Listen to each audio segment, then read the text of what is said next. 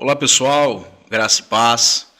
Estamos aí mais uma vez em mais um episódio aqui do Vocação, em mais uma semana, e a gente tem que agradecer primeiro a Deus que tem permitido tudo que aconteceu até esse momento. A gente tem que render graças, né? Amém. Grandes coisas fez o Senhor por nós e a gente está aí mais uma vez com mais um episódio.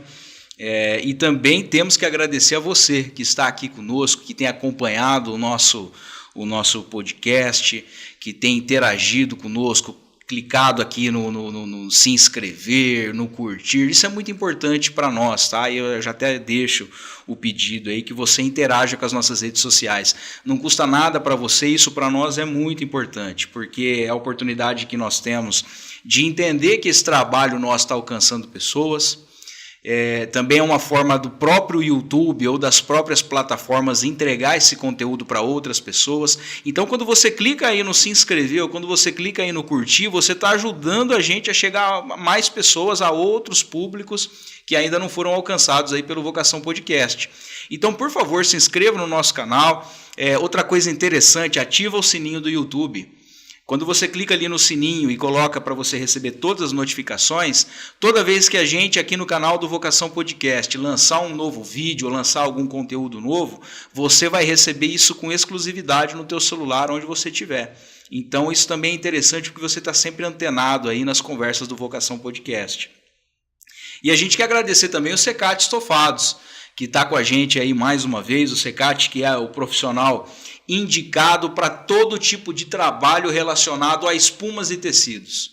Então, se você precisar aí de um sofá sob medida, se você precisar de uma cabeceira de cama, o que você precisar, o Secate é a pessoa indicada para isso, você pode entrar em contato com ele. O Secate atende no DDD 18 981 34 86 49. Repetindo para você que está no Spotify ouvindo a gente aí, DDD 18 981 34 86 49. Fala com o Secate, fala que você ouviu lá no Vocação Podcast. Eu tenho certeza que ele vai fazer um preço camarada para você. E também deixar o nosso telefone aqui do Vocação, tá?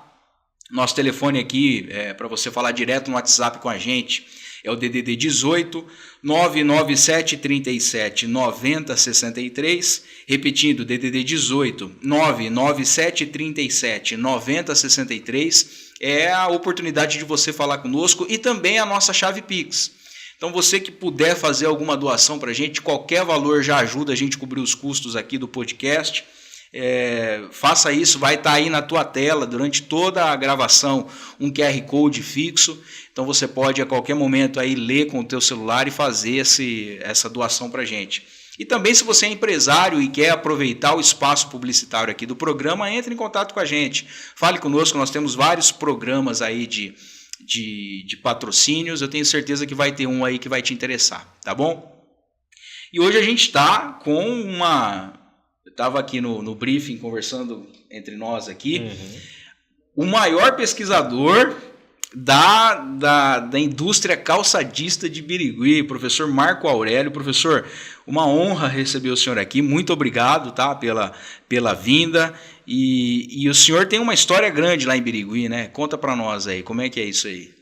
Bem, quero agradecer ao Guilherme, ao Hélio, quem está aqui assistindo o podcast de vocês. É um prazer estar aqui. Guilherme, a gente nasci em Birigui, então o senhor é de nascimento lá de Birigui, né? Nascimento, e durante minha carreira, desde a graduação, eu estudei a indústria de calçado, porque eu achava relevante a temática, havia poucos estudos, e me aprofundei bastante, contribuí bastante com o entendimento, conhecimento do setor, do desenvolvimento, e não só de Birigui como a indústria, como da história de Birigui também, uma cidade fundada em 1911, e no qual eu ajudei a resgatar muito do acervo histórico do município, que hoje é importante, e eu acredito que da nossa região é o melhor acervo que nós temos. Professor, o senhor é economista de formação? Isso, economista de formação. O senhor se formou onde? Como é que foi essa trajetória? Quais as formações do senhor?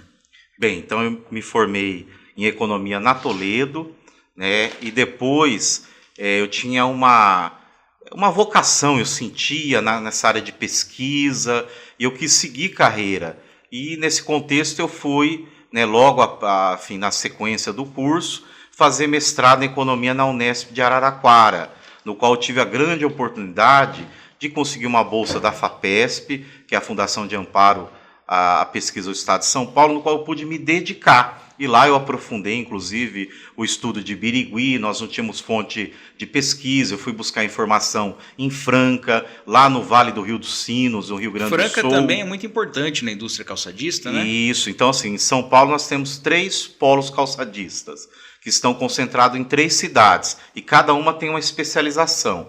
Birigui na produção de calçado infantil, isso vem desde 1958, quando foi fundada em Birigui a primeira fábrica de calçado infantil. Franca no calçado masculino, em especial produção de calçados de couro, e a cidade de Jaú no calçado feminino. Esses são os 3 polos calçadistas do estado de São Paulo, e outro grande produtor fica lá no Rio Grande do Sul, que a gente chama Novo Hamburgo, Vale do Rio dos Sinos. E aí o senhor se formou lá na Unesp e já veio trabalhar aqui na região de Araçatuba. O senhor veio direto para a faculdade. Como é que foi essa carreira profissional do senhor depois da formação? Bem, então, terminando a Unesp, lá em 2004, eu já comecei a lecionar, né, no mês de agosto de 2004. Então, são 21 anos trabalhando no ensino superior. E aí eu segui carreira, né? Trabalhei em várias faculdades, lecionando dentro das disciplinas de economia, para cursos de direito, administração, contábeis, agronomia, desenho industrial, engenharias. Então sempre tinha disciplinas de economia no qual a gente procurava trabalhar. Continuei com as pesquisas, né? Depois eu fiz uma inclinação não só para a questão da indústria calçadista, mas para uma área da economia que a gente chama de economia local, regional, desenvolvimento econômico, trabalhar com indicadores. Então isso é algo que eu gosto muito e isso tem ajudado muito na minha carreira. Ô, professor, vamos falar de Birigui, que acho que é uma questão interessante para a gente trazer aqui para a discussão. Birigui vive calçado? Sem calçado, Birigui não seria Birigui? Como é que o senhor enxerga o cenário econômico lá da cidade de Birigui? Bem, então assim, né, se a gente pega a história da cidade de Birigui, olhando a questão econômica, o calçado teve um peso muito grande. Hoje diminuiu, apesar de que ele continua sendo importante para a economia da cidade. Mas chegou uma época que 70% dos empregos da cidade de Birigui estavam na indústria de calçado. 70%? 70%, isso nos anos 90.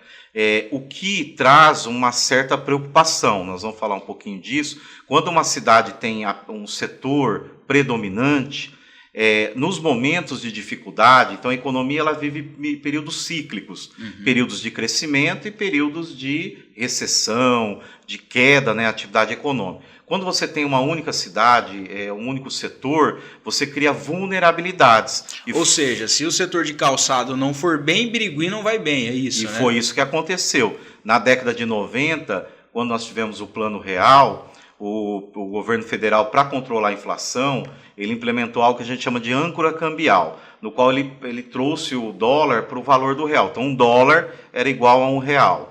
Nesse contexto, as importações de calçado da China, do Sudeste Asiático, se tornaram extremamente competitivas. E isso fez com que Birigui vivenciasse na sua história a pior crise econômica. Olha só. Nós tivemos um desemprego, ou seja, quase 6 mil pessoas entre 94 e 95 que perderam o emprego. E isso foi devastador para a economia da cidade, porque você tem demissões, fechamento de empresas, o setor público não arrecada tributos, isso gera dificuldade para as outras dimensões, saúde, educação, infraestrutura.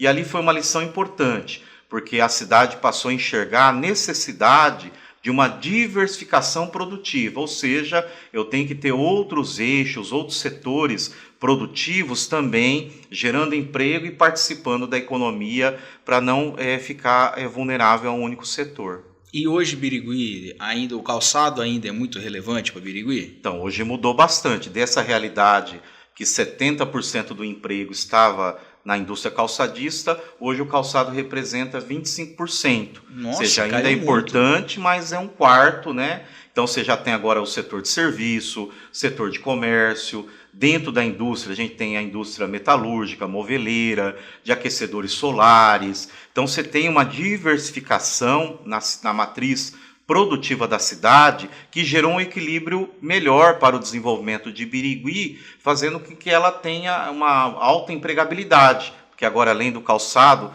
que emprega muitas pessoas, porque ele é intensivo em trabalho, nós temos outros eixos produtivos e que isso também foi induzido um pouco pelo setor público. Hoje a gente vai falar um pouquinho dessa experiência na área do desenvolvimento econômico de Birigui. E essa pulverização aí dos agentes econômicos proporcionou esse crescimento de Birigui, porque nos últimos 20 anos, assim, a percepção que a gente tem de Birigui é uma cidade que cresceu muito, explodiu, em um relativo espaço de tempo curto. Né? Ela teve um crescimento bastante relevante. Se ela continuasse ainda dependendo muito do setor calçadista, ela teria... O que acontece? Isso mesmo, esse crescimento, Birigui cresce muito, do ponto de vista demográfico, do ponto de vista da dimensão, né, geográfica da cidade, bairros e esse dinamismo, mas isso se deu a essa diversificação. Se fosse depender apenas do setor de calçado, depois, nesses últimos 20 anos, além do período dos anos 90, do Plano Real, o setor calçadista enfrentou outras crises e isso poderia reter esse crescimento que a cidade teve. Essa diversificação que a cidade vem realizando nos últimos tempos é o fator que explica esse dinamismo. Quando a gente pega a nossa região administrativa de Araçatuba, que é composta por 43 municípios, Araçatuba lidera com mais de 200 mil habitantes, depois vem Birigui. Mas quando a gente enxerga as questões econômicas, Birigui tem essa diferenciação e está muito voltado também ao setor industrial. Então, de todas as cidades aqui da região, Birigui é a cidade mais industrializada, porque além de ter o polo calçadista, tem outros segmentos, como eu comentei, metalúrgico, moveleiro, aquecedores solares. Então, tem uma indústria na área de transformação, máquinas e equipamentos agrícolas. Essas indústrias exportam e a gente chama assim, quando você tem um setor produtivo, industrial, ele favorece o desenvolvimento de algo que a gente chama de cadeia produtiva. Então, dentro de Birigui, além da indústria principal, você tem fornecedores de matéria-prima, de insumos, de componentes, você tem uma cadeia que faz com que a cidade tenha esse dinamismo econômico. Você acaba movimentando muitas outras áreas, né? E isso, então, calçado, você tem caixa de calçado, você tem um cara que faz formas, você tem a transportadora, você tem máquinas, você tem terceirizados, a indústria metalúrgica de Birigui, você tem outras etapas inseridas. Então, isso vai gerando uma diversificação. E o mais interessante, vinculado ao empreendedorismo,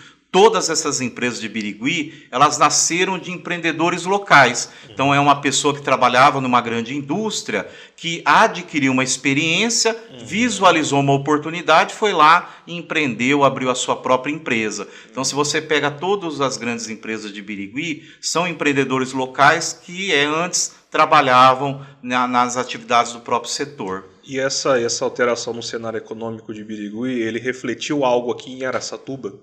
Ele influenciou alguma coisa, afetou alguns setores daqui?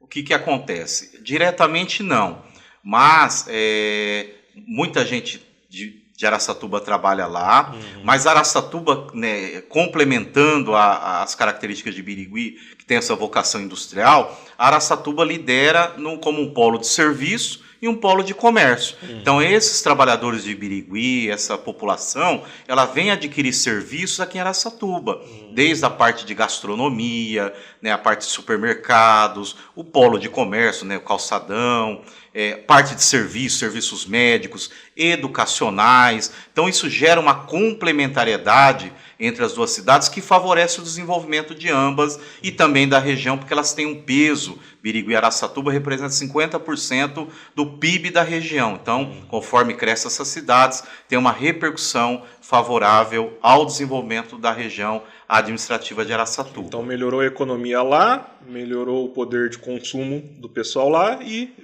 aplicam aqui também. Isso, que acaba trazendo essa renda aqui para Araçatuba, fortalecendo os setores de comércio e serviço, de modo que a nossa região acaba se desenvolvendo nesse contexto. Professor, qual é, do ponto de vista do gerenciamento de políticas públicas, O que é mais interessante para um município? Investir na industrialização, investir nos serviços? É bom que a cidade seja muito industrializada? Como é que a economia vê isso? Na realidade é assim, cada cidade ela tem ali a sua vocação, suas características. Um primeiro questão importante é entender essas vocações, entender quais são os setores de potencial que a cidade tem e ajudar esses setores se desenvolverem. Ou seja, a cidade tem que olhar para si e entender no que ela é boa. Isso, fazer um diagnóstico inicial, enxergar essas vocações, esses setores e desenvolver. Todos os setores trazem desenvolvimento, não é só o setor industrial.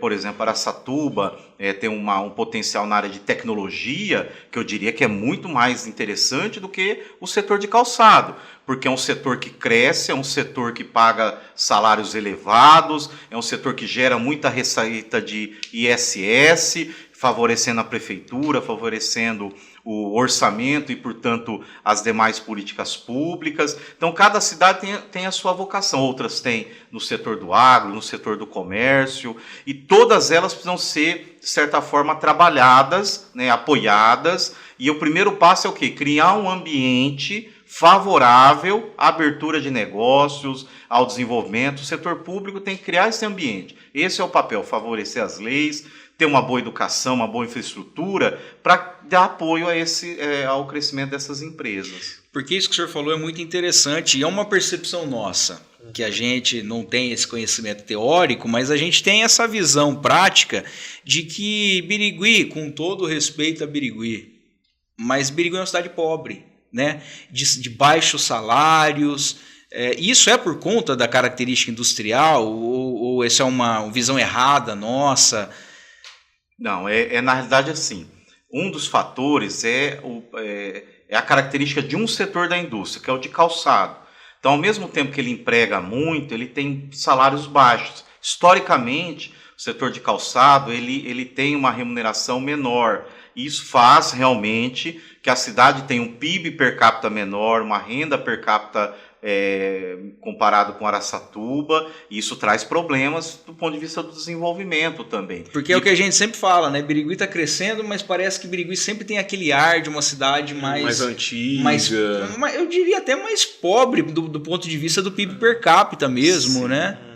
Sim, é isso daí mesmo. Então isso tem uma fundamentação. É uma realidade, então. Por isso também da necessidade de você diversificar a economia, não depender de um único setor, e no caso lá é um setor que é intensivo em trabalho, mas historicamente tem uma base salarial menor. Isso também acontece em Franca e também acontece na cidade de Jaú. Professor, e como que Birigui ele se tornou esse polo calçadista? Qual que foi a origem ali? Por que Birigui? Por que Franca? Historicamente, assim, o que ocorreu para quê? Bem, então assim, o que acontece? E todas essas cidades, elas tiveram a sua origem em um processo no qual você teve um empreendedor inicial, um desencadeador desse processo de industrialização. No caso de Birigui, foi uma empresa chamada Ramos Assunção, em 1958. Então era um período que a cidade fazia uma transição de uma economia agrícola. Naquela época você tinha o algodão, principalmente, como grande produto agrícola. E você teve o quê? A instalação dessa empresa. Esses eram dois irmãos, o seu Antônio e o Francisco Assunção. 58. 1958. Eles visualizaram que havia uma lacuna aqui no interior de produção de calçado infantil. E eles empreenderam na produção de calçado infantil. E aí vem aquilo que a gente chama de efeito demonstração. O sucesso da empresa dos irmãos Assunção fez com que outros empresários, outras pessoas passassem a empreender, ou seja, criarem as suas próprias fábricas de calçado. E conforme essas fábricas vão nascendo, trabalhadores dessas fábricas começaram a empreender, criando novas fábricas. E aí isso vai dando um efeito de encadeamento, né, que vai fazendo com que o polo se consolidasse.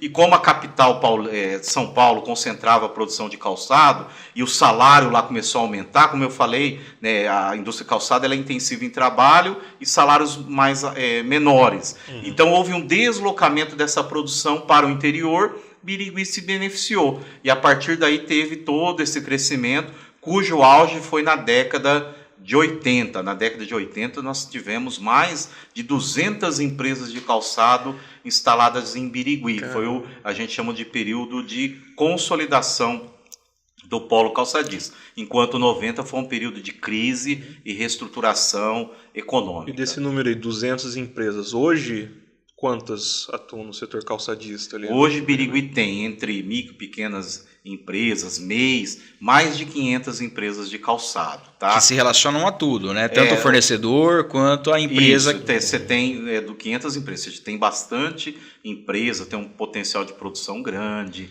são exportadoras, né? Algumas.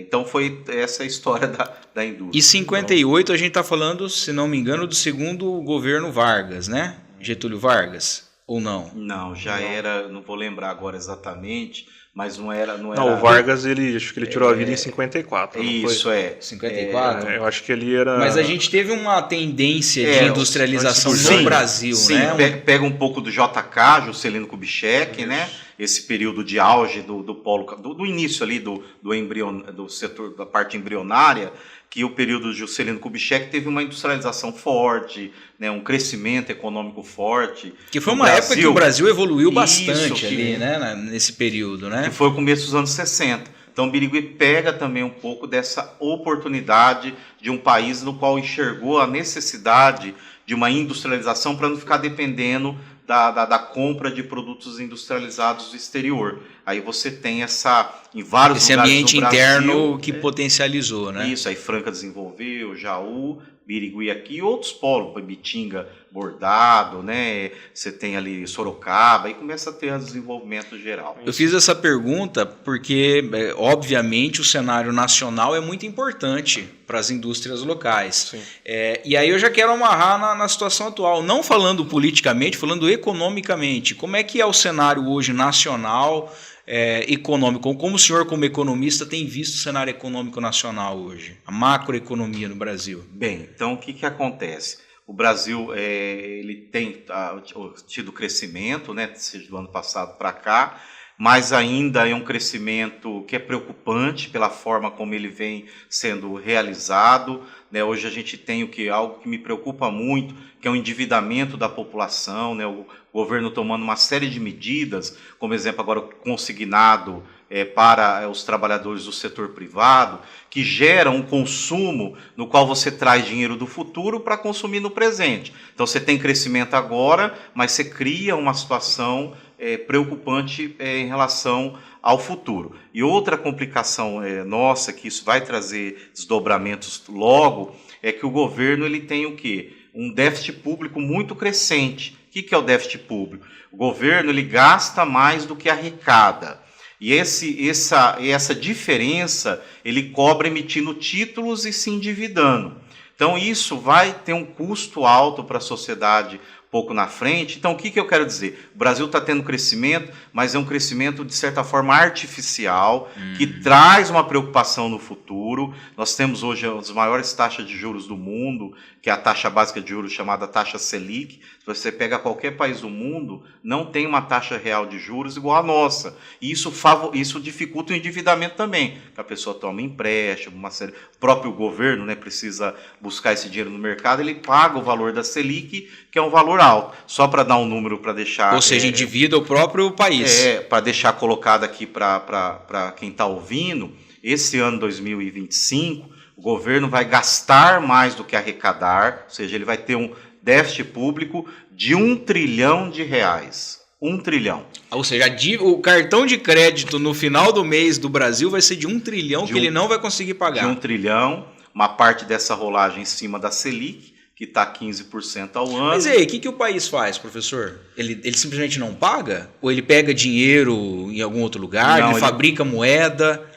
No caso agora, nós estamos rolando a dívida. Então você paga uma dívida antiga com uma dívida nova. Só que isso vai aumentando, né, esse endividamento do governo. Só que vai chegar um momento em que há uma desconfiança dos agentes econômicos, sejam internos ou externos. Porque ele não empresta mais o dinheiro, que ele começa a olhar... Ou empresta muito caro, né? Isso, se o governo vai conseguir ou não honrar esses compromissos, aí ele vai querer cobrar um juro maior ou vai deixar de emprestar o que vai trazer grandes dificuldades para nós. Então, assim, eu vejo que esse crescimento ele é artificial, ele é preocupante, e assim precisa ser mudado esse crescimento, que não deve ser baseado no consumo, e sim no investimento, na melhoria da infraestrutura, na produtividade, na inovação. Que esse sim é um crescimento sustentável. É um crescimento sustentável, que foi o caminho percorrido pelos países tidos como desenvolvidos hoje. Não é inflando o consumo através de políticas populistas, de certa forma. E o nosso PIB ele é calculado também incluindo o gasto governamental. Não tem essa também, questão. O gasto governamental entra, e você vê o que é uma coisa que não é um no crescimento real. Mundo, mas no resto do mundo não é assim o cálculo. Não, é da mesma forma, tá? É da mesma mas forma. assim, você tem lá o consumo, investimento, as exportações e os chamados gastos do governo que compõem o PIB e, portanto, o crescimento. É que no resto do mundo o crescimento não é baseado nesse crescimento dos gastos, nesse endividamento das famílias, nesse consumo que é um consumo que você traz renda do futuro para aplicar no presente. É um crescimento baseado no investimento, na melhoria da produtividade, na inovação, mas eles na tecnologia. Também. Os outros países considera entram, também, né? Mas o componente gasto do governo é menor dentro dessa perspectiva de crescimento. Eu digo isso então ele é mais real, ele é mais sustentável. A gente pega, por exemplo, o PIB aumentou X%, mas não necessariamente com aumento de carga produtiva. Pode ser também aumento do gasto governamental para compor essa porcentagem. Então. Sim, houve um aumento de um ano comparado com o outro. Professor, e aí quando a gente fala de taxa Selic alta, a gente fala também do pessoal trazer o dinheiro de volta para deixar rendendo aqui no país também. Essa tua pergunta é importante, essa que eu vou fazer aqui agora, porque ela dá base para a sua. Tá, então manda. Professor, explica para quem está em casa, para esse jovem que está aprendendo agora sobre economia, o que é a taxa Selic? Por que isso é importante? Porque recentemente a gente teve o aumento da taxa Selic, foi para 15%, né? A maior taxa, acho que em 20 anos. Tá, o que isso quer dizer para quem não é da área? Bem, então o que acontece? Todos os países eles têm uma taxa de referência que a gente chama taxa básica de juros. Por que referência? Porque essa taxa de juros ela vai precificar todos os empréstimos que tem no país. Ou seja, todo empréstimo usa essa taxa de referência. Tem como referência a taxa de juros. Tá. Por isso que a taxa Selic, por isso que ela é chamada taxa básica. Tá. A sigla Selic é Sistema Especial de Liquidação e Custódia. É uma sigla que representa essa taxa de referência que o Banco Central usa para poder financiar o governo, emitir esses títulos da dívida. Então, quando a Selic aumenta o juro, por exemplo, de um empréstimo pessoal que a pessoa vai pegar, de um crédito consignado, do cheque especial. Ou seja, o Hélio que é palmeirense, se ele for lá graças a Deus. Se ele for lá na Crefisa pegar um financiamento pessoal, ele vai pagar a taxa Selic mais... Não, ele vai pagar uma taxa de juro que tem como referência a Selic. E como a Selic está alta e vem aumentando, o Hélio vai pagar o quê? Uma taxa de juro mais elevada. Entendi. O que vai dificultar para ele no sentido de que esse juro, esse crédito que ele vai buscar, vai ficar mais caro, mais difícil dele pagar, mais custoso para ele, vai comprometer uma parte do orçamento dele, da família, ou se for um empreendedor, foi lá buscar um crédito com capital de giro, por exemplo, um investimento, ou se o Hélio foi comprar uma casa, vai pagar um juro mais alto. E esse juro mais alto, ele tira uma renda que poderia ser alocada em um investimento, num consumo, em alguma coisa que trouxesse para a economia um crescimento mais sustentável. Ou seja, o que o governo está fazendo é deixar mais difícil que a população pegue crédito no mercado. Em tese é isso. Por que ele faz isso? Por que o governo faz isso? Por que o Banco Central aumenta a taxa Selic? Então, aí que é a grande discussão dentro das correntes de pensamento econômico é que o controle inflacionário do país, então o país tem um sistema de metas de inflação. O que é isso? Ele define um valor para a inflação para o ano seguinte. Então, para esse ano, é um valor de 4,5%. Como a inflação vai aumentando e pode ultrapassar esse 4,5%, o governo tem que tentar conter esse crescimento para alcançar a meta. Historicamente, o mecanismo que se usa para isso é o aumento do juro. Entendi. Porque o aumento do juro vai frear o consumo, vai fazer sobrar produtos. Quando você tem produtos sobrando, o preço cai e a inflação cai. Só que isso tem um custo muito alto, tanto para as famílias como para o próprio governo, que é o aumento do endividamento dele, tá? Ou seja, então é um remédio amargo que o governo está aplicando para segurar a inflação do país. Isso, para segurar a inflação. E há, né, toda uma discussão, a efetividade disso. Se esse remédio que está se tomando é de fato o melhor para controlar essa febre. Pensar que a inflação é uma febre, você está dando um determinado antibiótico, mas esse antibiótico ele tem uma sequela muito grande. Está estragando, né, muitas outras coisas, né? Então, assim, há toda uma discussão se não teria, né, uma outra maneira, você monitorar os preços e atacar os elementos mais pontuais, mais específicos dessa escalada inflacionária, com outras medidas que não fosse uma medida que é o aumento da taxa Selic, que traz tanta consequência negativa para a economia. Só que aí tem um outro ponto, né? Ele é uma forma de você controlar a inflação, mas você tem que ter outras medidas para estancar o que gera a inflação ao mesmo tempo. Porque só aumentar a taxa de juros e continuar agindo de maneira a aumentar a inflação também não vai adiantar, né? É mais ou menos o que acontecia nos anos 80, na época de hiperinflação, que o Brasil ele não estancava o que causava a inflação, e aí tinha aqueles planos e que a coisa não resolvia porque não estancava a sangria. Até que com o Plano Real, com aquele pacote econômico, foi feito o dever de casa. O senhor explica pra gente como que foi essa questão da hiperinflação nos anos 80 e como que o Real ele conseguiu resolver. Bem, então é bem colocado isso. O Brasil viveu um período inflacionário altíssimo. O tema é esse, hiperinflação. O pessoal às vezes não conhece, muita gente mais nova nasceu pós-Plano Real, que você tem uma inflação aí de um dígito, né, que a gente fala. No período da hiperinflação, nós tínhamos uma inflação de mais de 1000% ao ano. Então, para o pessoal entender, uma caneta que custasse R$1 e no 1º de janeiro, em 31 de dezembro ela estava valendo R$1.000. Olha, você imagina você controlar suas finanças, as empresas definir preço, todo esse trabalho econômico. Ou seja, historicamente, nenhum país do mundo conseguiu se desenvolver sem uma inflação controlada. E isso o Plano Real teve esse papel. Em relação a essa hiperinflação, realmente era isso. O governo não conseguia controlar a inflação porque ele fazia um diagnóstico errado. Ele não identificou, de fato, a causa da inflação. Ele atacava a consequência e não a causa, né? E uma das causas era o déficit público que o governo tinha. Então, hoje também é uma discussão de que esse gasto exagerado do governo,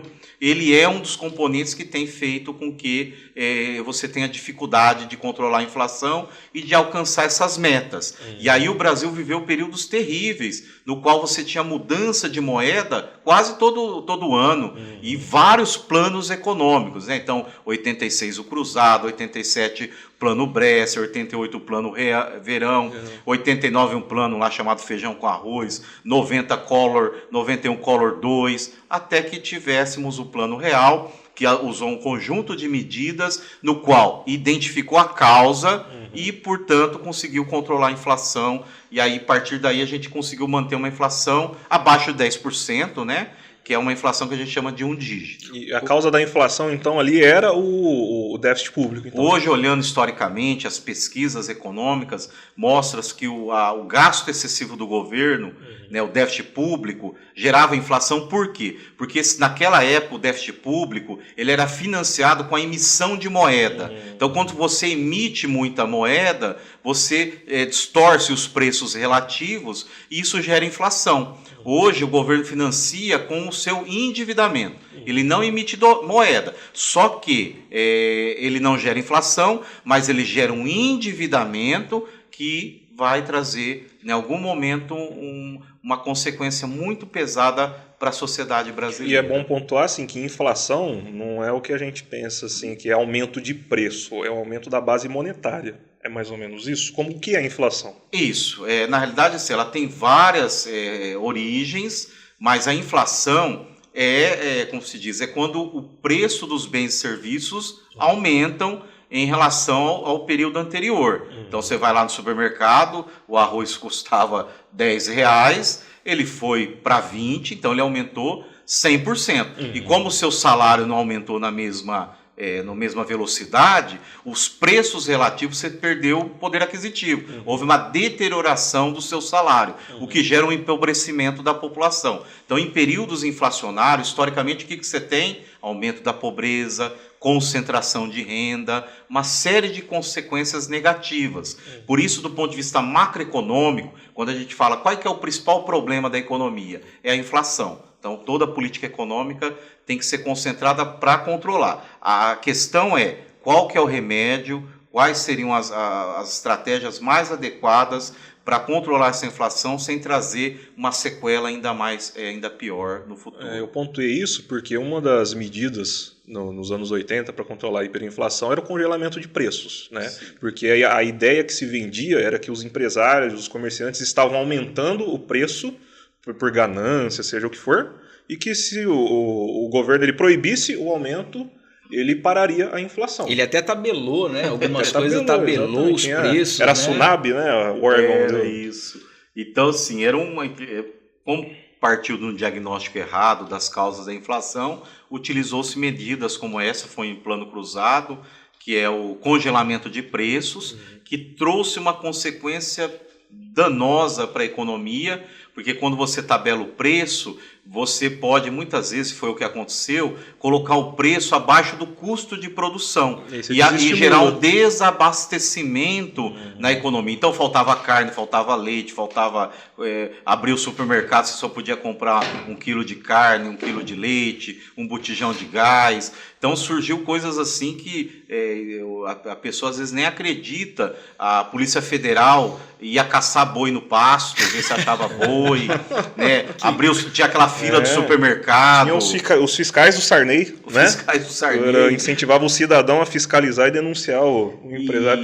Além de ter todo aquele problema de inflação, e do governo criava uns problemas bizarros que piorava tudo. Isso não gerava crescimento, era um crescimento vazio, mas não se desenvolvia. Mas eu imagino também, professor, que foi assim, poxa, foi um momento desesperador do Brasil, né? Eu fico imaginando quem estava dentro, entendeu? O cara que era responsável politicamente por resolver o problema. Talvez eu esteja sendo simplista, mas hoje para nós é fácil porque a gente olha para a história e vê os acertos e os erros. Beleza.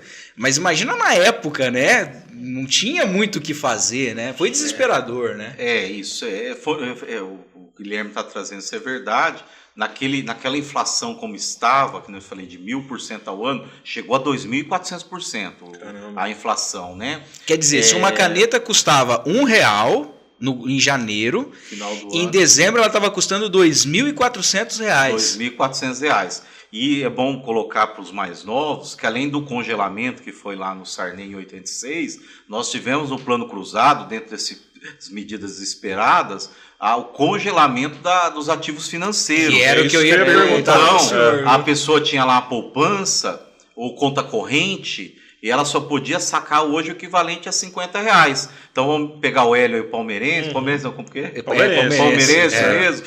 O Hélio tinha um casamento marcado, ele tinha que pagar o buffet, só podia sacar R$50. Né? Você ia comprar uma casa, só podia sacar R$50. O empresário vendeu lá aconteceu em Birigui várias falências de empresas no plano Collor, porque o empresário tinha feito venda de calçado, só que ele não tinha dinheiro para comprar matéria-prima, porque a conta corrente dele foi congelada. Ou seja, do dia para a noite, para quem está nos assistindo aqui e não viveu isso, do dia para a noite você não tinha mais dinheiro no banco. Não tinha, você só podia sacar. Isso foi anunciado num domingo à noite, ali naquele horário nacional, né? Entrou a Zélia Cardoso de Mello, era a ministra da Fazenda da época do Collor, e ela anunciou, a partir de amanhã, segunda-feira, a conta corrente, poupança e outros ativos que eu não me lembro, você só pode sacar o que hoje, para o pessoal entender, o equivalente a R$50. E aquilo foi uma medida de desespero. Houve avós que foi lá no Banco Central em Brasília com a bengalinha, eu quero o dinheirinho do meu netinho, está congelado, eu vou comprar um presentinho para ele. Então foi, mas teve falências, tem gente que infartou, teve um monte de consequência negativa. Só que no desespero, né, e devido a todas essas medidas, a gente tem um aprendizado. Então, quando a gente pega o depoimento do Fernando Henrique Cardoso, da equipe econômica dele, o Plano Real deu certo porque eles viram os erros do passado. Então, eles fizeram tudo aquilo que evitou tudo aquilo que deu errado. Ou seja, foi uma construção, né? E aí vem uma questão importante, exemplo, no Plano Real, quando o Plano Collor foi anunciado de surpresa num domingo à noite, o Plano Real foi tudo construído de forma transparente, didática, junto com a população, porque eles viram que não adianta fazer essas medidas repentinas. Sim. E aí foi essa construção, e aí o Brasil venceu a primeira etapa para avançar no desenvolvimento, que é ter uma inflação controlada. Agora a gente tem que avançar. E aí uma dúvida minha, assim, no meio desse caos econômico aí, de todos os lados, nos anos 80, como que o pessoal conseguia preservar um pouco do valor do dinheiro? Foi a época do crescimento das cadernetas de poupança? Como que era? Porque se de manhã estava um preço, de noite estava outro. E aí taxa de juros e tudo mais. Como que o pessoal conseguia guardar de alguma forma ou investir de alguma forma o dinheiro? Então, aí o que acontece? Nesse período, havia alguns mecanismos bancários, e a poupança é uma delas, que de certa forma ele dava a rentabilidade da inflação. Era uma forma de preservar, mas não havia nenhum ganho real. Você no máximo cobria aquele valor que a inflação tinha. Você não perdia. E o outro mecanismo, sabe qual que era? Você recebia o dinheiro hoje do seu salário, você faltava no serviço, corria no supermercado. Porque se você fosse à tarde, você não comprava a mesma coisa que você compraria de manhã. Você transformava o dinheiro em um ativo, em um objeto, né? Uma coisa para se preservar. E sabe que tinha nas casas? Tinha um quartinho de mercadoria. Então a mãe comprava 10 sacos de arroz, 10 de sal, comprava um monte de coisa porque era a forma de preservar. Esse tempo, né? A origem da despensa na casa era dessa época, né? De armazenar o alimento. Você pensou de comprar 5 sacos de sal, 10 de arroz, uma família de 3, 4 pessoas, porque era a forma de você materializar um produto, porque o dinheiro em si ele perdia ao longo do tempo. Então, eu lembro, eu acompanhava minha mãe no supermercado, vinha 4, 5 carrinhos, tinha que até com um caminhão lá buscar o carrinho, porque e o que tinha mais de supermercado, sabe qual que era o funcionário? Não era do caixa, eram os meninos magrinhos, remarcador de preço. Então eles passavam assim, e às vezes o remarcador estava chegando, você tem que ser mais rápido que ele para pegar ali a lata de sardinha, né, o pacote de óleo. Professor, foi desesperador esse momento econômico, né? Foi, graças a Deus, a gente passou desse período, foi um aprendizado, mas como eu falei para você, na década de 80, os estudos mostram que essa hiperinflação que nós tivemos, ela aprofundou a concentração de renda no Brasil, ampliou a pobreza, ou seja, fez o país se empobrecer mais, né? E isso é uma consequência negativa da inflação, por isso gerou trauma, e a inflação tem que ser algo que o governo tem que realmente gerenciar, mas identificando adequadamente as suas causas. Isso pode voltar a acontecer?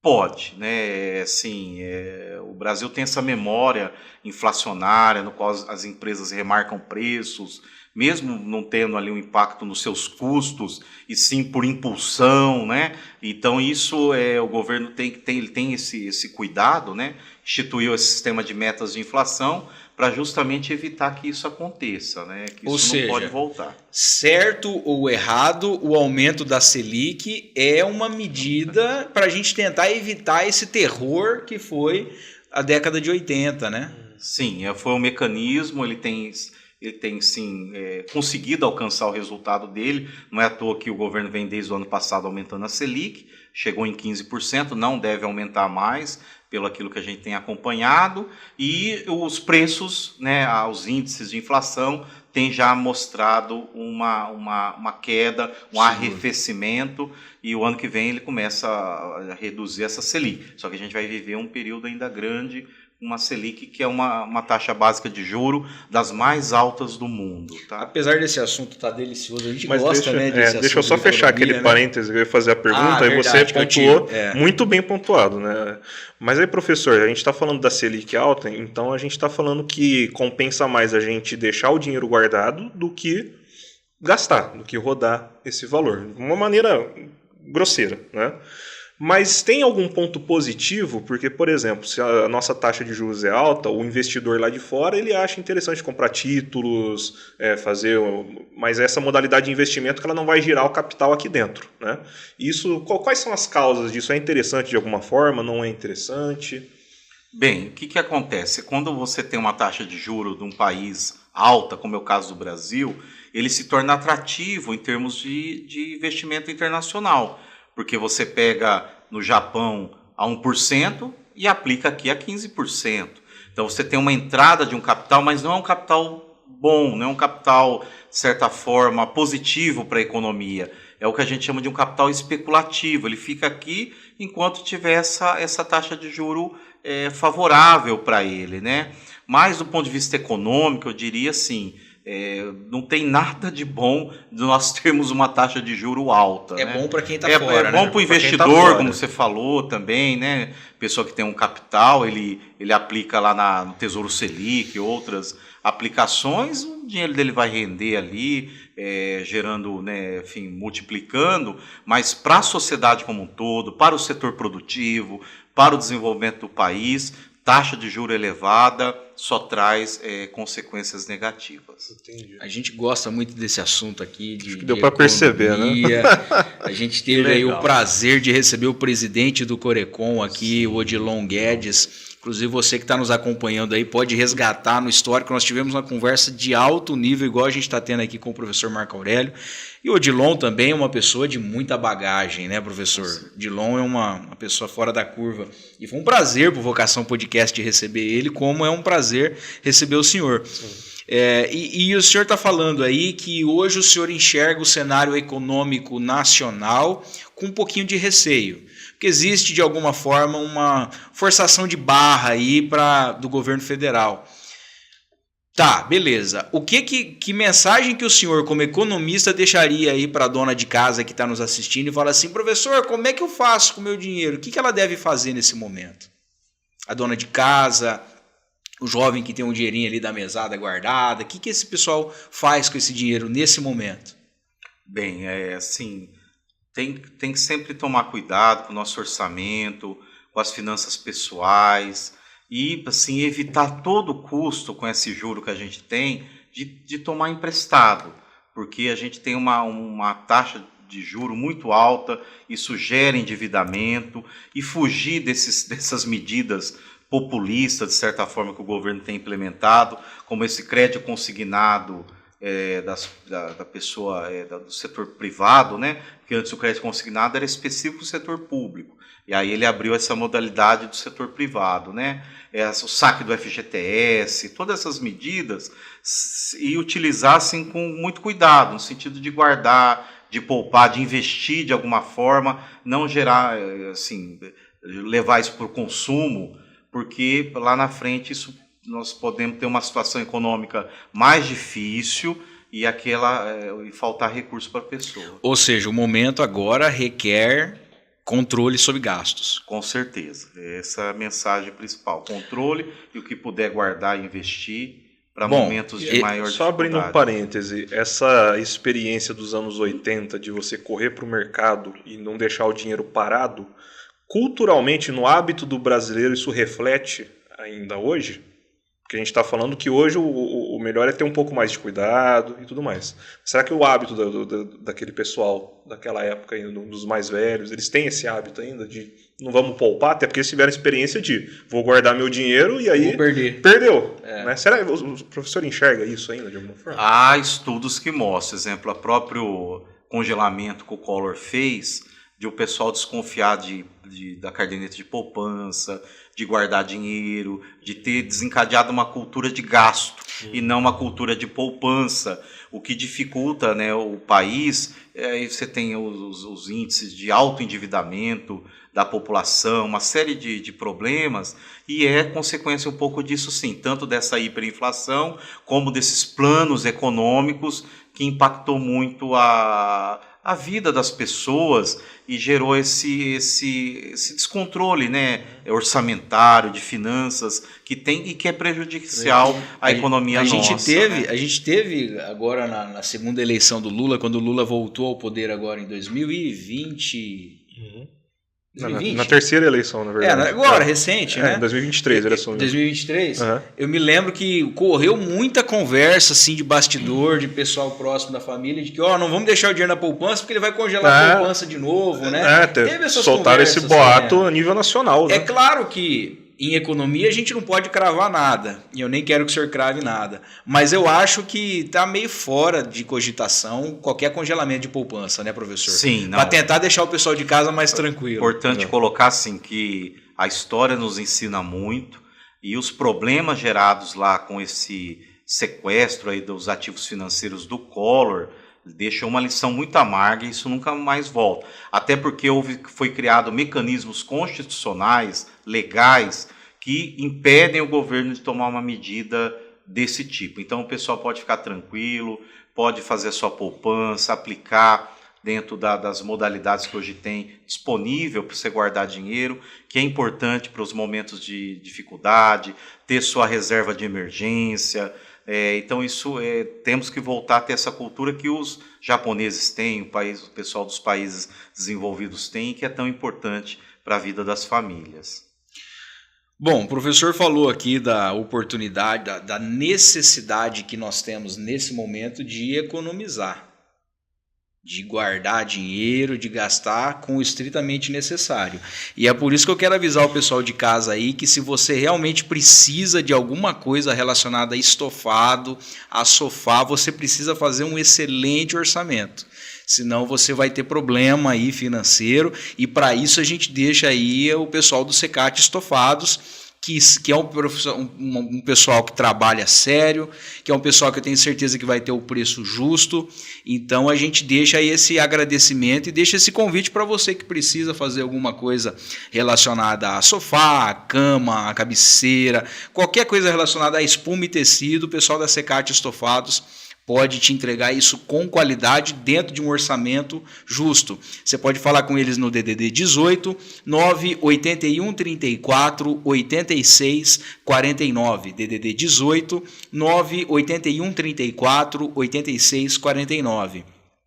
E mais uma vez pedir também que você interaja aqui com as nossas redes sociais, tá? Que você se inscreva no nosso canal, você que está gostando aqui desse bate-papo que a gente está tendo aqui de economia, assuntos como esses que a gente quer trazer aqui no Vocação Podcast. É a oportunidade que nós temos de sempre estar levando conhecimento para você aí de casa, trazendo pessoas qualificadas, como é o caso aqui do professor Marco Aurélio, que é mestre em economia, professor. Qual que é a área do mestrado?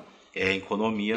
Mestrado em economia pela Unesp de Araraquara. É esse tipo de gente aí que a gente está tendo o privilégio de conversar aqui e está sendo muito bom. Então, assim, deixe salvo aí na tua lista de contatos. O telefone do Vocação Podcast é o DDD 18 997 37 90 63. DDD 18 997 37 90 63. É também a nossa chave Pix, você que quiser fazer alguma doação. A economia também é apertada para a gente aqui, né? Então, você que puder ajudar de alguma forma aí a gente a cobrir os custos aqui do podcast, você nos abençoa. Mas é muito importante que você interaja conosco, deixe o seu comentário, deixa a sua percepção aí da conversa, de como é que está a evolução de tudo isso que a gente está falando aqui. Professor, a gente quer aproveitar mais um pouquinho aí do conhecimento do senhor. Eu tenho uma dúvida que tem me assombrado já há um bom tempo. Como é que o senhor, como economista, apesar de que não é a área de formação do senhor, mas acredito que o senhor tem alguma base aí para falar conosco, como é que o senhor tem visto a evolução, o crescimento das criptomoedas? Isso é preocupante? Isso é só mais uma moeda que está sendo lançada? Isso não vai substituir o lastro, né, das moedas nacionais? O senhor tem alguma visão a respeito disso? Bem, Guilherme, é um tema que realmente eu tenho acompanhado um pouco à distante, mas tem crescido. É interessante a gente ver muitos jovens, né, principalmente, por causa do aumento que teve de valores desde o lançamento das criptomoedas, essa questão de não depender do Banco Central, você ter uma liberdade. Então, toda uma discussão sobre isso, mas ainda você não tem uma regulamentação, tem uma série de... O Banco Central está tentando criar mecanismos, então a preocupação em relação enfim, acontecer algo e o valor cair. Então, assim, é algo que tem que olhar. Se a pessoa quer aplicar recurso, pode aplicar nas criptomoedas também, mas tem que diversificar sua cesta de investimento, por uma parte e acompanhando isso ao longo do tempo, para não concentrar tudo lá e ter alguma coisa mais complicada no futuro em relação a esse investimento que ele fez. Até porque a criptomoeda não é um investimento em si, né? Eu acho que primeiro ela é uma espécie de câmbio que também pode ser usada de certa forma como um investimento, né? Mas o que o professor está falando para a gente aqui é principalmente a palavra-chave, talvez seja diversificação da cesta, Isso, né? Isso. Porque acho que é um pouquinho que o senhor está falando aí. Quanto maior o risco, mais o lucro. Então o pessoal vê esse lucro assombroso que dá a criptomoeda, entre aspas, e fala assim, vou investir tudo que eu tenho aqui. Você pode perder tudo também. Isso deu margem àquelas empresas que prometiam, né, retornos garantidos, e muita gente perdeu muito dinheiro nisso, né? Eu conheço muita gente. Ou seja, tem que tomar cuidado, né, professor? É isso. Então, assim, pode você alocar um pouco do recurso que você tem lá, mas com certo cuidado. Tá. Vamos falar um pouquinho, para a gente já caminhar para o final, vamos falar um pouquinho aí sobre a atuação do senhor de professor. O senhor já está há um longo tempo na jornada aí, né? Como é que o senhor vê essa questão da formação superior, da importância da formação superior, para essa juventude que está nos assistindo aí? Qual a importância desse curso superior, até para a economia como um todo, né? Para um cenário econômico, para a vida pessoal da pessoa? O senhor como professor. Bem, a vida pessoal da pessoa é dura, hein? A vida pessoal da pessoa humana. Da pessoa humana. O Guilherme, é um tema importante, né, para os jovens. Eles têm que continuar essa trajetória de estudo. Para a minha vida, ter feito o curso superior foi fundamental, né, em termos de qualidade de vida, de oportunidades, de ascensão social. Então, assim, quando a gente pega as estatísticas do mercado de trabalho, que a gente chama de mercado formal, que é o de carteira de trabalho registrada, está muito claro que, conforme você aumenta o grau de instrução, principalmente quando você tem um curso superior completo, há uma mudança muito grande de patamar salarial, né? Chega a ser o dobro, no caso de Araçatuba, quando você pega o ensino médio completo, compara com o ensino superior completo, o ensino superior ganha o dobro do ensino médio. Então, vale a pena. A questão da cidadania também. Você faz ensino superior de qualquer curso que a pessoa queira, na área de exatas, humanas, biológicas, é uma pessoa transformada, mais crítica, que tem uma participação cidadã maior.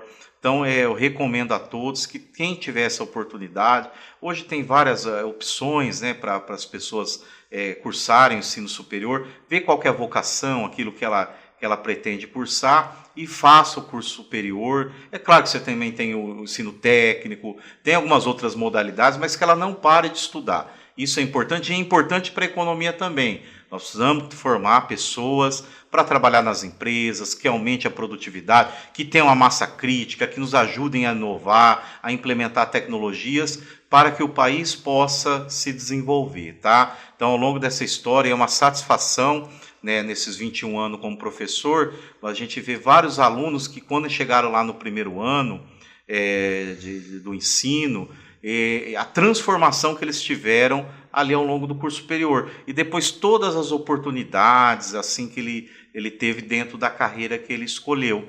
Então, assim, a gente recomenda muito que siga esse caminho, quem puder e tiver oportunidade.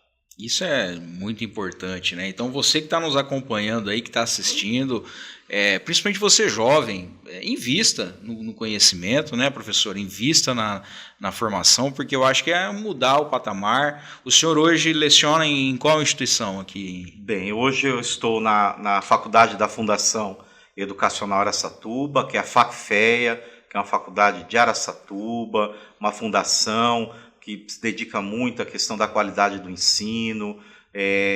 Gosto muito de trabalhar lá, além de ser professor lá, eu também sou coordenador do curso de Administração e Ciências Econômicas. Estou lá desde 2009 e é um convite para quem queira conhecer a nossa faculdade. Está vindo novos cursos, logo nós teremos nosso curso de Medicina, será o segundo curso de Medicina aqui da cidade de Araçatuba, e sendo a medicina, falando em termos de economia, outra área importante de desenvolvimento de Araçatuba, de potencializar o nosso desenvolvimento, como fez São José do Rio Preto, Marília, Presidente Prudente, esse complexo produtivo da saúde. Tem um hospital regional que deve ser instalado em Birigui daqui 2 anos, né? O governador Tarcísio deve trazer esse hospital. Então isso vai potencializar o desenvolvimento desse setor de saúde, o que vai beneficiar muito a Araçatuba.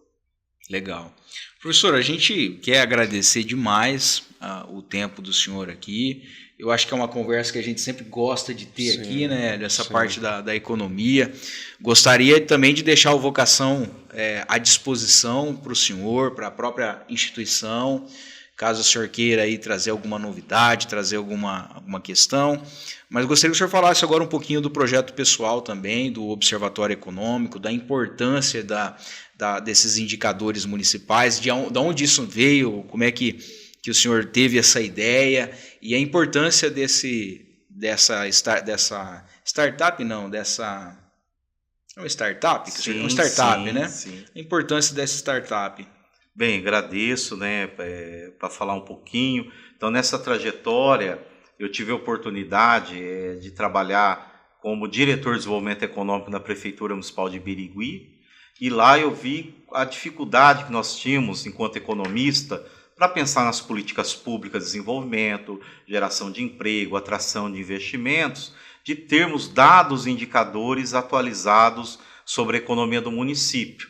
E a partir daí eu comecei a pensar em criar uma empresa que pudesse oferecer esse trabalho para outros municípios. Eu fui me especializando nisso e tive a oportunidade agora em 2023 de criar a minha empresa, a minha startup, que se chama Plataforma Observatório Econômico.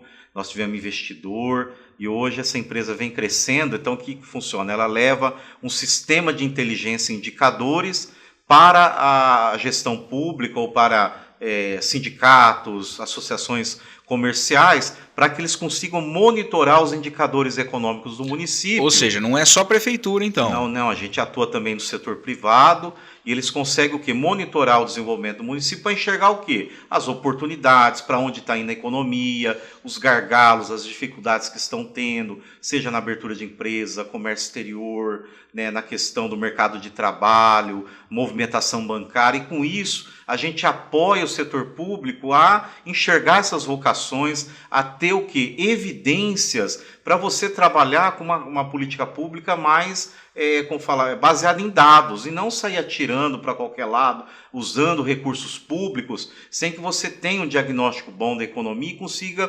monitorar isso no tempo, para poder fazer os direcionamentos necessários. Hoje a nossa empresa está em 12 estados da federação, né, mais de 30 municípios atuando, tem municípios e com grande perspectiva, inclusive agora para ir para São José dos Campos, São Bernardo, que são cidades, as maiores cidades hoje do país, né? E é uma satisfação, e é legal assim que é uma forma de aplicar esse conhecimento da economia, ajudando o setor público, e a gente tem bastante exemplos de sucesso em que esse trabalho nosso trouxe uma diferença, né, um resultado positivo ali, seja para o setor público ou para aquela entidade privada que a gente está ali como nosso cliente. Como é que o pessoal te encontra, professor? Está nas redes sociais? Qual que é o Instagram do projeto? Então nós temos o Instagram, que pode procurar lá Observatório Econômico. Observatório Econômico, tudo junto. Isso, tudo junto. O pessoal pode fazer contato também por lá e a gente apresenta, né, o nosso trabalho para que eles possam entender e explicar, né, como que a gente ajuda, né, nesse trabalho, seja do setor público ou setor privado. Quem está nos ouvindo aí, que é lá da Baixada Santista, que é de outro estado, pode procurar o Observatório Econômico, que vai ser atendido pelo pessoal. É isso mesmo, independente da localidade, né? Com certeza. Nós temos dados no observatório de o país, todas as cidades, todos os estados. Inclusive, assim, não só a gente tem clientes município, como a gente tem clientes que têm abrangência estadual. Então, a Associação Goiânia de Supermercados é um cliente nosso, no qual a gente tem um trabalho de monitoramento de toda a rede de supermercados, geração de emprego, abertura de mercados no estado de Goiás. O mesmo lá em Santa Catarina, com uma associação comercial que como fala, representa todo o estado de Santa Catarina. Então a gente tem esse olhar local e também pensando em termos estaduais. Que legal. Parabéns, professor. Parabéns, obrigado pela vinda aqui. A gente quer encerrar, a gente sempre encerra aqui o Vocação Podcast com uma ideia de Martinho Lutero, que foi parado na rua por um sapateiro, e o sapateiro pergunta assim para Lutero, fala: Lutero, como é que eu posso servir melhor a Deus?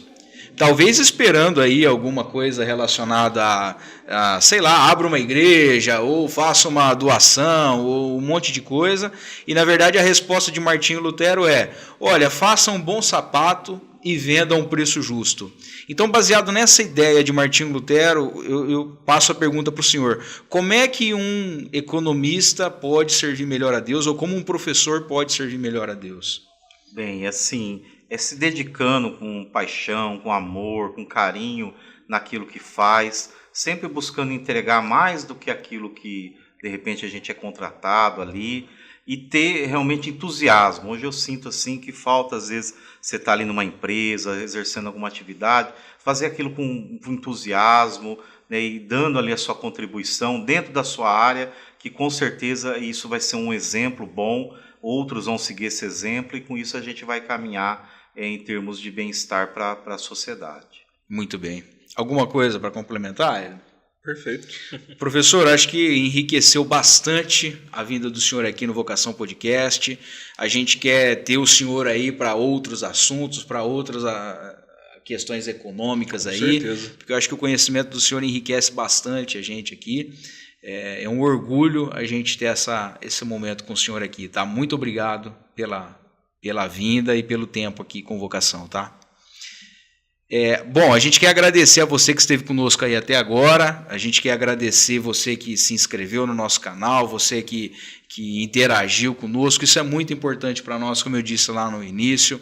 Então, assim, não deixe de se inscrever no nosso canal, não deixe de compartilhar esse conteúdo com outras pessoas, e a certeza que você tem aqui é que o Vocação vai continuar sempre trazendo conteúdos de qualidade, entrevistados de primeira linha, para a gente conseguir trazer boas conversas aqui, edificar a tua vida de alguma forma. Esse é o nosso objetivo central. Então a gente agradece a você que esteve até esse momento aqui conosco, e já deixando o desafio aí, porque semana que vem tem mais, e a gente quer você aqui de novo semana que vem, tá bom? Deus abençoe a todos e até sábado que vem.